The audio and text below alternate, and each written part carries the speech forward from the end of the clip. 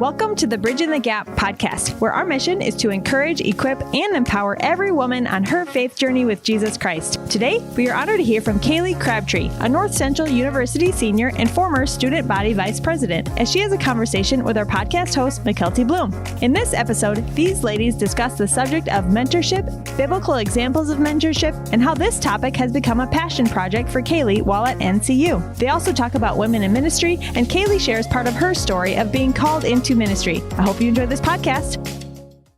Man, I'll take it. But let's just dive in. Yeah. Because I'm so excited to just hear more of what you have to share. Angie had approached me, Angie Getz, and was like, I know this girl, and she is like crushing it. She's incredible. She's doing so much at North Central. Aww. She's coming to the leadership conference, and she's going to have you do that little bit of a nugget at the leadership exchange. And I was like, great. Yeah, let's have her on the podcast. That'll be so fun.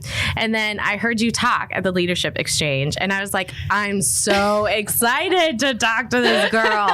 I mean, it is just so apparent. Like, there's just people that enter a room and they just have this confidence about them. They just have this light about them, and it just draws you to them. And you definitely have that. So I'm so excited to chat with you today.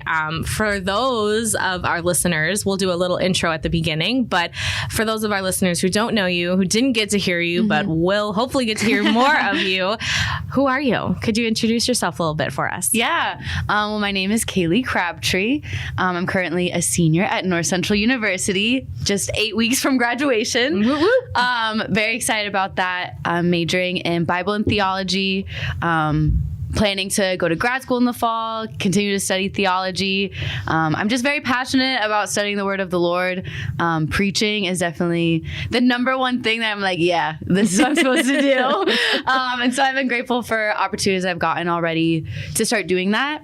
But then like more personally, I'm originally from Massachusetts, so not Minnesota, East Coast girl at my heart. And my favorite part of life is being an aunt. And I have a little nephew and little niece, and they're my besties for the resties. That is adorable. Yeah. That's so cute. What made you interested in like preaching and Bible and theology? Like has that been a big part of your background or a new discovery in college? Or yeah, I come from a ministry family, like AG through and through. So this April, I'll be the fourth generation to be licensed with the AG. Wow. So it runs deep. But with that, I definitely didn't want to go into ministry for like my upbringing, at least when I was a child. Like I feel like by high school, I was like, yeah, I'm supposed to go into ministry, which is still a pretty young age. Yeah. But just being so immersed in all of that, like great grandpa, my dad, my mom, like everybody, pastor. Definitely kind of avoided that and was like, I'm gonna be a doctor, I'm gonna be a journalist, I'm gonna be anything but a pastor. But then it was when I was in high school, got a lot more involved in my youth group, mostly just like playing piano, doing worship team stuff. But then at my high school, I went to a Christian high school. And so they ended up deciding to up having chapel from once a week to 5 days a week. Oh, wow. That's for like our 9th through 12th graders, which was wild because even though it was a Christian school, it definitely wasn't predominantly Christian. We had like a really good athletics program and like all these other reasons why people would come. So going to 5 days a week was bold. But they asked me to help because I was one of the like top Bible students. They knew I was involved in my church. And so I just like started helping. Like there was a need and I just started meeting it. And then I started getting opportunities to speak. And I had been doing a little bit of that because of Fine Arts Festival and growing in that. And then once I just started doing it because there was a need, I was like, oh, so this is definitely what I was made to do. And felt most passionate and got the most energy from it. And truthfully just realized like, this is what the Lord called me to do and has made me for. And so then by the time I was a senior, I was like, yep, we're going to full send this. No looking back. And so I'm grateful that like by like 16, I was already preaching at like different youth events in like the Massachusetts area. And my youth pastor definitely was like, you got a gift. We're just going to throw you in the deep end and you're going to figure it out. Sounds like a youth pastor. Yeah. And we did. And it's been great. So that's just so cool. Yeah. And North Central, I'm sure, has just like grown you in that. Oh, yeah. There's so many incredible professors there that just give you so much wisdom and opportunities, you know, at North Central to speak and to do all of that. So what have you been up to at North Central? What are some of your roles there? Because I know you're really active in the community. Yeah, I've been super involved all 4 years. So the biggest thing I probably did was I was student body vice president last year. And that was a really great time. It was definitely hard and a lot of work and responsibilities. But with that, I was able to do a lot for like our women in ministry initiatives that we have on campus. Those were kind of spearheaded, getting that ball rolling by Skylar Miller, who graduated last year from North Central. And then she kind of passed it off to me when I was going to be vice president last year.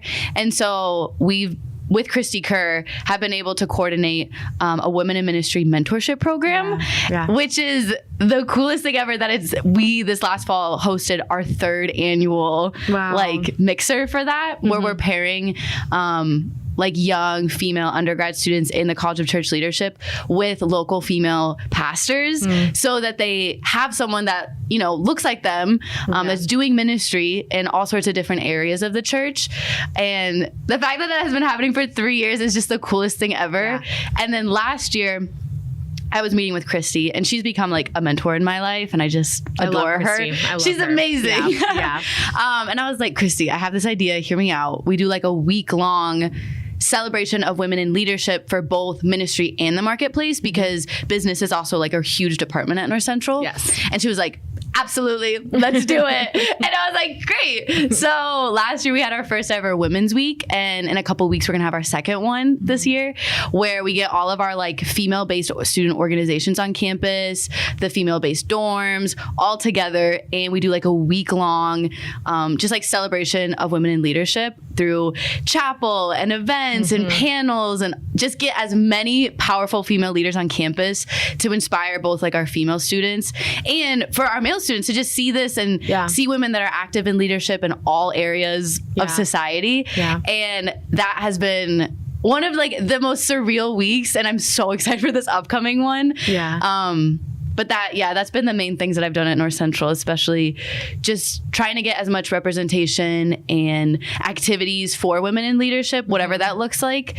That's my passion project. I mean, that's so cool. That's so cool. And so many of the things that you just talked about, we're going to touch on today for sure. You guys came to the leadership conference just a couple weeks ago now, and it was so fun to have. I think there's like 22 or something North Central girls there. And what was that like for you guys? Because we have been really trying to grow our events to be like, let's bring in this younger generation. And to see all of you there, and we loved it so much. But what was that experience like for you guys to be immersed in that culture and in that environment where we're like encouraging and equipping and providing leadership tools and the mentorship stuff available there? Like, let me hear all your thoughts. We love that weekend. I'm still like in awe that we got so many girls to come. But it was like once one came, then like their friend group wanted to come, and then their friends wanted to come, and then everybody pulled up. And a huge thank you to Angie and Christy, because they made it like financially possible for us to go. Because I feel like that's a big part of when you're an undergrad student. I don't got extra cash. I can't just... Girl, I don't have extra cash either. I'm almost 30. I can't do that. So like a lot of the events that we would love to go to, we literally just can't afford. And it's just one of those sacrifices you make right now. And so the fact that Angie and Christy like made that possible, it was like, oh, they want us there, and they're gonna make a way for us to come. And so once all the girls were like, we can go for how much? Okay, I'm there. It was such a fun weekend. I mean, it was both like fun and all the activities, but then I had so many girls that came like after we got back, they came up to me and they were like, thank you so much for inviting me, because I think all of us didn't realize like the kind of break we needed from the routine of school. And I mean, undergrad can be kind of crazy with like you got meetings at 9 p.m. if you're an RA, or like I remember that. I was like, what are we doing here? It's so crazy. So you're like doing classes and meetings and work, and it feels like you just have all these hats, and it's kind of your first taste in life of having that routine where there's just so many different things you're doing. And so having that weekend to just kind of like pause. Nobody did their homework. Well, we got it done before, but like nobody was doing homework. We weren't worried about all the other responsibilities, and we could just be. And I mean, Portia Allen absolutely ate that up so good. Yeah. So many of the girls, that was like the exact message that we needed, like to hit our hearts. And a lot of the girls that came were all in student leadership at North Central. So definitely getting that first taste of what it looks like to be a leader, and how do we manage that, and how do we be good leaders. And so to be able to take a break from that and just get to kind of relax and rest in the Lord and be with each other. I know for a lot of us, we even grew closer as friends, had some really awesome moments like praying with friends that just like strengthens your friendship in a whole new way. Yeah. It was such a good weekend. And all of us, some of us beforehand, it was like, oh, it's hard to like lose my Saturday. Like that's when I do my homework. That's when I get this done or whatever. And I don't think a single one of us regretted it afterwards. No. And that's the whole point of that weekend. It's like you're coming to refresh and relax, but also rejuvenate yourself, like in your leadership roles, and just being with other women in ministry, and just women in the marketplace, and just gaining knowledge from each other. And we had the pool, and I heard that you guys were just like having a blast in that pool and hot tub this year. So I'm glad that we had that. But one of the things too that I really loved is I jumped in and emceed because one of our MCs wasn't able to make it last minute, and I emceed with Kaylie. Yes. And Kaylie is, I love her so much. I've known her for about 2 years now. And she was a North Central grad very recently. And I since representation is so important to you, it's a topic for you. What did it feel like for all of these young women from North Central who are coming here to this like really well done conference, and then to see a young 20-year-old on the stage? Like how does that feel for you? Because I think sometimes when the topic of representation comes up, people shut down a little bit. Just because that's been like talked about so much in the last 4 years. But there is still a deep importance to it. And so how did that feel for you guys to experience that? Right. Well, first of all, love Kaylie. She is like iconic. Everybody on campus, I feel like, still knows who she is because it's Kaylie. Yeah. But I know we all loved seeing that she was going. I know some of the girls, when they were still deciding if they were going to go to the retreat, like saw that Kaylie was an MC, and they're like, oh my gosh, Kylie's going to be there? Because there's that like immediate connection when you see someone that's like, oh, like she went to North Central, I already know her. Like you have this connection automatically that draws you in, and you want to go and see what she's doing. And be a part of that. And I know we like loved, we even got to play volleyball in the pool with her for a little bit. And so she's just so fun because she can get up on the stage and she's like making everybody laugh, and she's such a good speaker. And then she's like so real off the stage as well. I think it's just that like immediate connection you have with someone when you know like, oh, you came from a similar background as me, and now look at what you're getting to do a couple years after graduation. And I especially love that for our girls that are going to be like doing business or something more in the marketplace, seeing Kaylie, who is in the marketplace, heavily in the marketplace, and then is also like heavily involved with the church, and having that example that like you don't have to have a ministry degree to do ministry. You don't even have to have a career in ministry to do ministry. And so to have Kaylie as that like example up there, I think helped draw in some of our like business and social work and elementary ed girls to be like, oh, okay, like there's a way that I can continue to be super involved, even though that's not what I specifically feel called to do, like have a vocation in ministry. I can still be involved in the church and all this. I think Kaylie is such a great example of that. And so to get to see her up there doing that, it's just kind of like, oh, I want to be like Kaylie when I grow up. Like I want to continue to be involved in whatever way I can. Yeah. And I think just like in the span of representation, it's really interesting to me because I was trying to explain it to my husband like 5 years ago. Sometimes it's hard for me when I go to like conferences, ministry-based things, and all I see are men. Like it's all men speaking. And he was like, well, what's the big deal? Like they have good things to say. I'm like, oh, for sure. I've gained so much knowledge from men, 100%.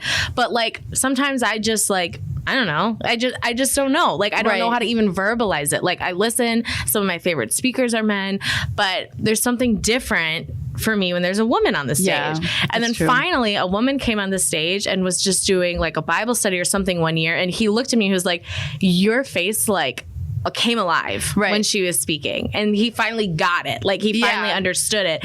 And, I was like thankful that he could see me do that, because I'm like, I don't even know how to describe it sometimes, but there's just like this connection that I feel when I see it. So I want to hear all your thoughts, your raw, your real, your everything about like, what is that reflection mean for you? Like, what does seeing that representation, what does seeing that that woman that's in ministry, that's gone before you, what does that mean for you?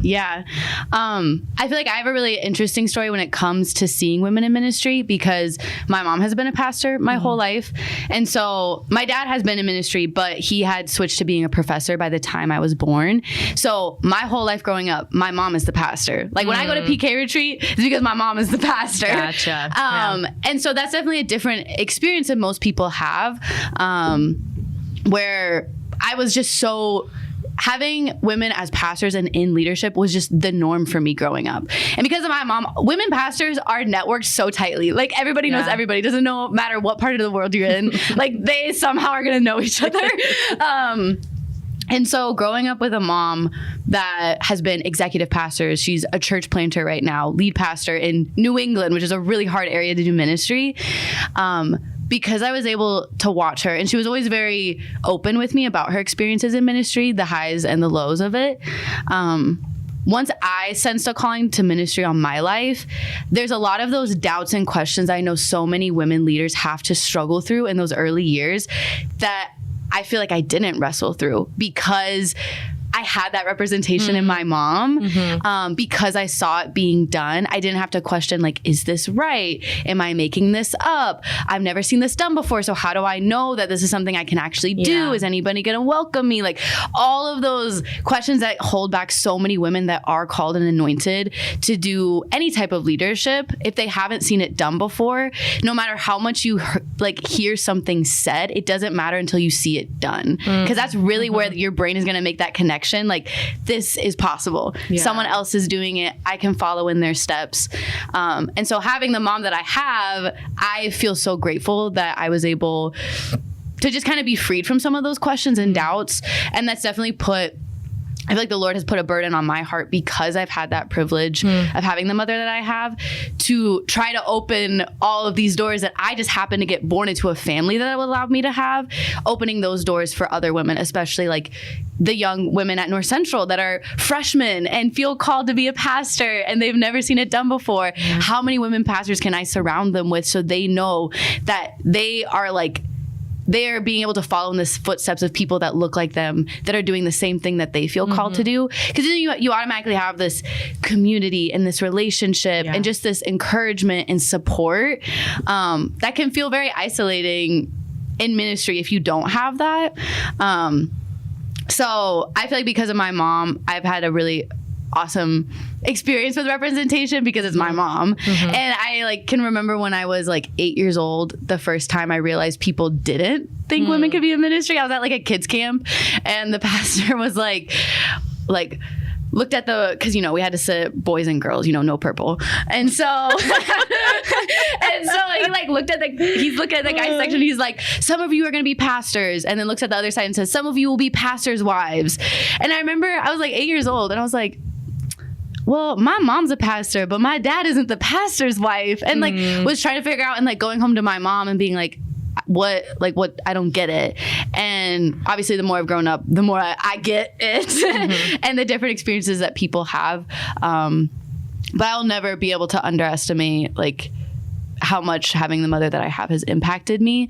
And so that's why this matters so much, is because I feel like I'm evidence of when representation is put in the hands at a really, really young age, the confidence and the courage that is given me, because I never felt alone. And that can be a huge experience for women leaders. And so I feel like my heart is just as young as we can get in the hands of young female leaders as young as they are, whether it's elementary school, middle school, high school, especially by college, getting them surrounded by women that are doing what they feel called to do is going to make a huge impact.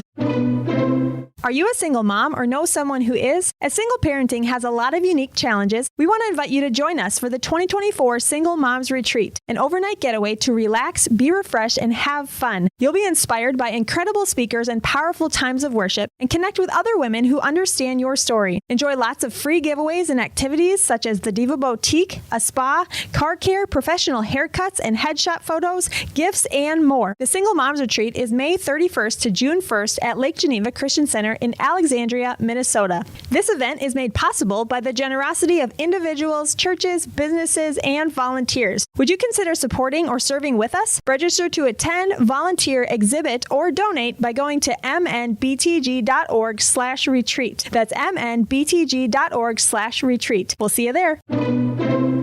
Yeah. Oh, I love that so much.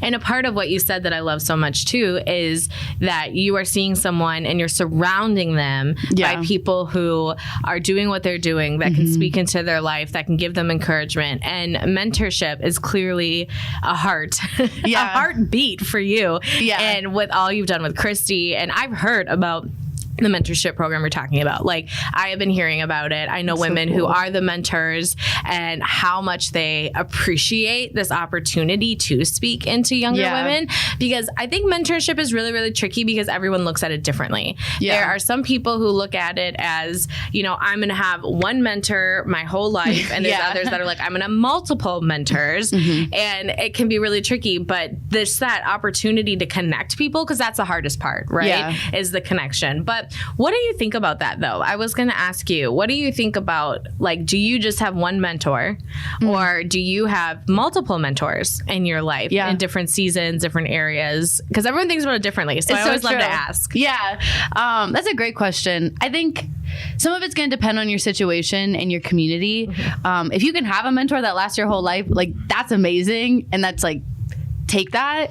I definitely think mentorship can be seasonal, because like right now, like, I'm single, I don't have kids. I'm not asking a whole lot of questions of what it's like to be a wife or a mother to my mentor. Like, I'm looking for something different. Or like in past years, depending on like internships that I've had, like whoever I'm serving under kind of becomes a mentor for that season. Or right now with like Christy, who's become a mentor in my life, or Dr. Buchanan, who's one of our professors at North Central. And for Christy, she kind of has become a mentor when it comes to the ministry side of things, and, you know, doing the mentorship program in Women's Week. And then with Dr. Buchanan, she is a professor and she's highly educated. And so they kind of meet different areas of me that I am interested in and helping me grow, and I can ask them questions. But obviously, in different seasons of life, the older I get, there's going to be different needs that I'm needing to grow in. And I feel like that's where mentorship, if you can have the same mentor, that's amazing. But there's such a value in surrounding yourself in so many different voices for different seasons that you're going to grow so much more because of. So I definitely see mentorship as being more seasonally, who's in your community. Like, I have mentors in the past that I'll still reach out to, like if I have a big update or something, but we may not connect and talk as long as I will to Christy or Dr. Buchanan, who's in my immediate vicinity right now while I'm in undergrad. And then it might be that eventually I, you know, share the big updates with them, but aren't talking as long because I have a new mentor from a different area of wherever I'm at. But not like being so hung up on, oh, if I don't keep the same mentor forever, I'm failing. I am never going to grow, all this stuff. It's like, no, like, who's in your circle? Who are you looking up to? And I think having a multitude of voices is honestly going to make you better in the end. Yeah. And we had Micah Kaylie on. I'm not sure if you're familiar with her, but she is incredible. And we had her on like 2 years ago now, I think. And we talked a lot about mentorship. And she said something that I oftentimes go back to in my head when I'm thinking about this. So she's like, if I'm looking to find a mentorship with someone, it is going to be different people, because there might be someone who's more equipped to speak into my life on marriage. There might be someone who's more equipped to speak into my life on the ministry ministry aspect and things like that. Like you might not find that one person that can do all of it, and that's fine. And there isn't I'm cheating on my mentor with another mentor. Like it's just having a multitude of voices is just going to empower you so much better and speak into your life in ways that are going to just look different. And so when you think of mentorship, what does that actually mean for you? Like, what does a good mentorship look like when it's going well versus like maybe one that's like, I don't know. Like that, maybe not. That's a good question. I think when mentorship is going well, there's both like an element of inspiration, but also like vulnerability. And I think that's what I've experienced with like Christy and Dr. Buchanan, where they are such inspirations to me. And whether or not we keep in contact forever, they were always going to be inspirations. But then also that vulnerability piece where I've been able to open up to them about things that I'm walking through and being honest. And I'm a very like accomplishment driven person. I do a lot of things. I'm super involved. And so it can be easy to just talk about those like external things. And if you just keep your mentorship talking about that, your character isn't going to get invested to like it could. And so being vulnerable with them has made a huge impact. I know like Dr. Buchanan has been able to like speak directly into my life in certain areas where she had a similar experience. And I like walk away from that conversation like crying in tears because I can talk about all these cool things I want to do with my career, but then also very personal things that she's also walked through that encourage me to like keep going with whatever I'm walking through. And so I think when mentorship's going well, you're both like being inspired by your mentor, but then you're also being vulnerable with them and being willing not to just talk about the career and the momentum and where you're going, but also where are you at internally and your character and your heart and your walk with the Lord. When mentorship isn't going well is you're not reaching out. That's like the biggest one. I think something that we've tried to like figure out how we make that work better for like with our undergrad mentorship program. But I think a lot of that communication does fall on the mentee being willing to reach out. Because especially if there's a mentor that you want in your life that you're looking up to, chances are you're looking up to them because they're really good at what they're doing. They're probably super busy with what they're doing. So true. And so if you want to like talk to them, you're going to have to be the one to reach out. And I think that can become a hindrance and like a roadblock to some like younger people that do want mentorship, but they're so scared to reach out because they don't want to be a bother, whatever the reason might be. But then today, if you guys have agreed to do like mentoring, you better text them and just wait until they reply. Like, you know, if they're busy, it might be a bit. But I'm very big on when I talk to the students about that are just gotten paired with mentors of like, okay, you gotta text them, you gotta reach out. And even being willing to share something that was on my heart with the mentorship program was even for some like young women that especially don't come from ministry families, they might not have anyone in their circle that cares that they just wrote their first exegesis paper or like get what that even means. They might not. What does that even mean? And then like even with you know, maybe they get an internship or they get their first opportunity to preach on campus or whatever, and they might not have a circle that cares. And a huge part of what I wanted out of the mentorship program was mentors that could be cheerleaders for these young students. And so I was like, students, you need to like reach out, like share with them, like, hey, I just got an A on this paper that I worked super hard on, or I just landed this job, or whatever the small wins might be. So then also your mentor knows like what's going on in your life and how they can be supporting you and be a cheerleader for you, especially if you don't have that from your home or in your immediate circle.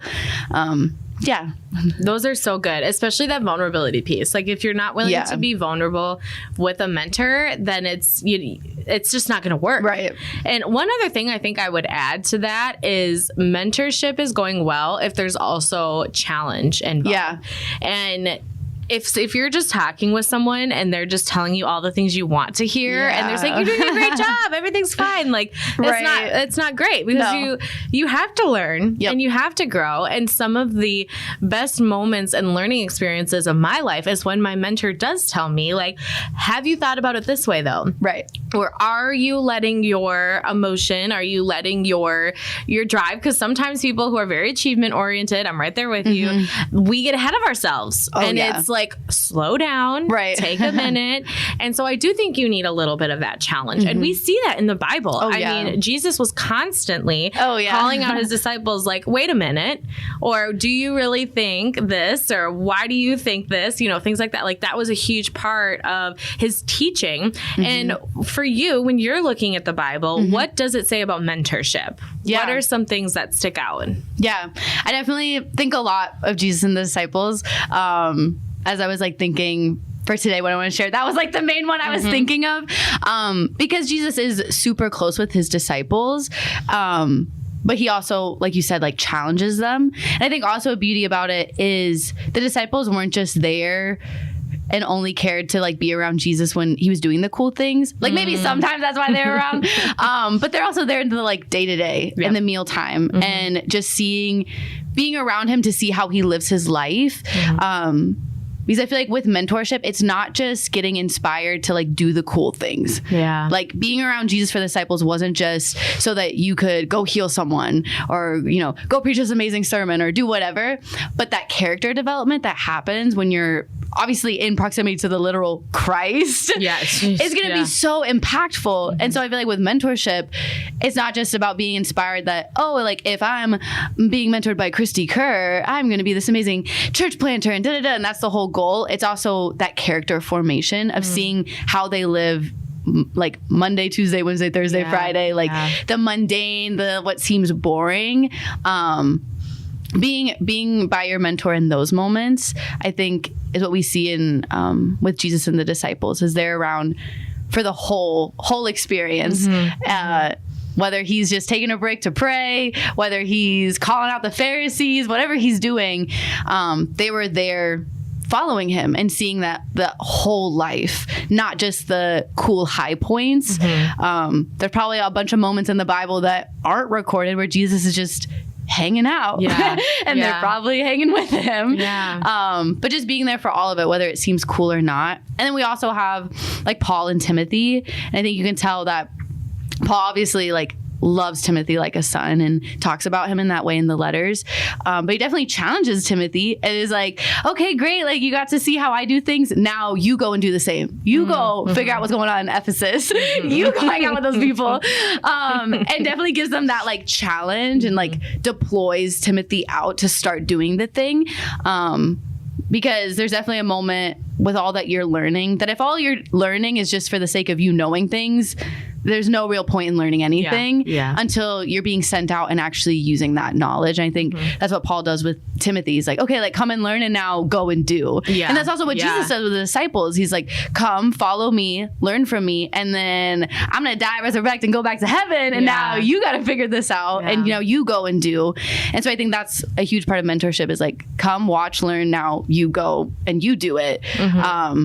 And hopefully eventually also bring other people under your wing and keep this cycle going of developing the next generation of leaders. Yeah. I really love what you said about, you know, thinking of mentorships and how Jesus said of like, they saw what he did in the public eye, but what did he do in his private life? Like, what did that look like? And Hosanna Wong talked about that on the podcast when we had her on at Thrive. And I just really love that perspective. And how can we use that to then look at the mentors in our life, right? Where, we love what they do on a Sunday morning. We love what they do on stage at a conference, but how are they taking their Sabbath? How are they interacting with their kids when they get home? What boundaries are they putting in place? What are they doing in all of these spaces? What does their devotional time look like? Those are also key points that grow us. And I think we can also look, as you're talking too, I'm like, we can also look at the Bible as just one big mentorship program. So true. I mean, if you think about it, I just was reading and I think it's in Timothy, where it's talking about like that the word is God breathed, right? And all of this is useful. And then after in that verse, a lot of people stop there, but they say, and is used to be like thoroughly equipped to go. And it's like we're thoroughly equipped so that we can go out, so that we can teach. And so I think that when we just are reading the Bible instead of reading it just to do that check, but it's like, how is this a mentorship program to me in this moment? I feel like that's, I don't know. I was just thinking about that. It's my personal love revelation right now. But what are tips for people who are really struggling to find a mentor. Yeah. Maybe there's someone where they might not be in the space where there's mentors available to them. They might be just super quiet and timid and are really afraid of rejection and asking for that. They feel awkward asking people like, can you be my mentor? What is just your heart for those people? Yeah. I think a huge benefit of being a Christian is that if you're plugged into the local church, you're hopefully in a community of multiple generations. Yeah. And so that'd be like my first question of someone who's like, I'm looking for a mentor and I can't find one or anything. It's just kind of like, are you plugged in at church? And are you like showing up right when worship's starting and dipping right after the final prayer? Are you like spending a little bit more time to get to know people? I think that's why mentorship should work within the Christian community, is because we're all gathering together, you know, different ages, different backgrounds, all of that together in one place to worship. That I think within the church, if you're a part of a local body, there hopefully would be a pool of people to meet that could potentially be mentors. I think part of also like being super scared of the rejection and all of that is definitely a huge part of like Gen Z. Like their mindset is like not doing things out of fear of failure. But I guess sometimes there has to be a little bit of like a mindset shift. That if you never try anything, you're never going to succeed, period. And so there's a little bit of this like maturity that I feel like you have to have to step out and to be bold and ask, even if you might ask someone to be you might ask someone for them to be your mentor. And they might say no, because maybe they're not in a season to have that capacity. And that might happen. And that's okay. That doesn't mean the Lord said, you don't get one. But also if that's like a desire on your heart to have a mentor, which I think just about everybody should have some type of mentor in their corner, whatever field you're in or whatever, taking that to the Lord, of course, in prayer, and asking him to even prompt people on your heart that would be a good match for you.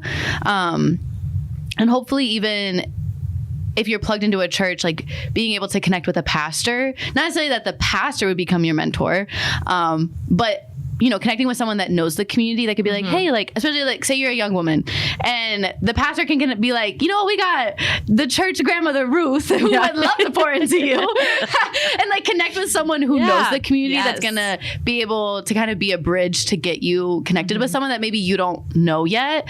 I keep coming back to the church because I feel like that is such a crucial part where you can get connected. Like if you're not at like North Central University or whatever, being in the church and even putting yourself out there to like go to like church small groups. Like maybe there's like moms with young kids small group, or there's young adults small group, or whatever.